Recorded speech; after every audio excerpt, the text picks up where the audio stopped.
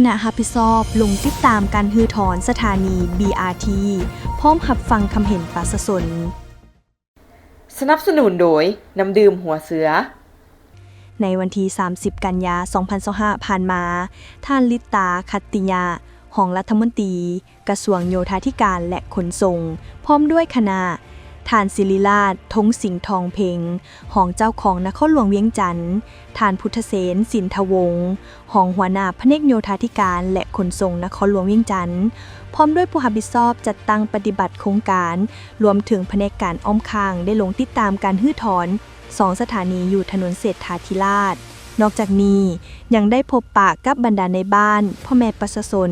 และต่างหน้าจากห้างห้านและหัวหน่วยผู้ประกอบการต่างๆที่อาศัยเลียบตามเส้นทางถนนเศรษฐาธิราชพร้อมเปิดโอกาสให้ข้าเจ้าได้เสนอปัญหาหรือข้อยุ่งยากที่ได้พบพ่อจากการก่อสร้างทางรถเมล์ด่วน BRT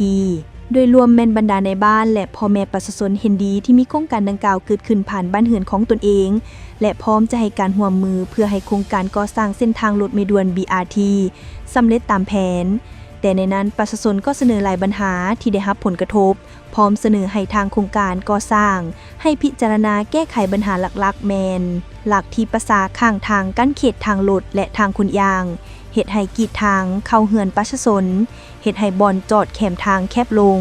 เฮ็ดให้การสัญจรแออัดเมื่อมีลักอยู่หน้าเฮือนแล้วเฮือนแคมทางที่บ่มีบ่อนจอดรถปกติจอดอยู่แคมทางหรือฟุตบาทก็พบความยุ่งยากห้องระบายน้ำเนื่องจากเส้นทางสร้างใหม่สูงกว่าพื้นที่เดิมเฮ็ดให้น้ำไหลเข้าท่วมห้านโครงการก่อสร้างทางรถเมล์ด่วน BRT อยู่นครหลวงเวียงจันทน์มาฮอดขณะนี้แม้นสำเร็จแล้วหลายกว่า 80%แต่ก็เกิดมีห่างเสียงจมว่าจากสังคมว่าโครงการดังกล่าวบางจุดเฮ็ดให้เกิดการสัญจรยุ่งยากหลายขึ้นเพราะเส้นทางแคบแต่มีการสร้างสถานีรถเมล์ด่วน BRT ใส่กลางทางยิ่งเฮ็ดให้แคบเข้าไปตืมดังนั้นในวันที่16 กันยายน 2025 ผ่านมากระทรวงโยธาธิการและขนส่ง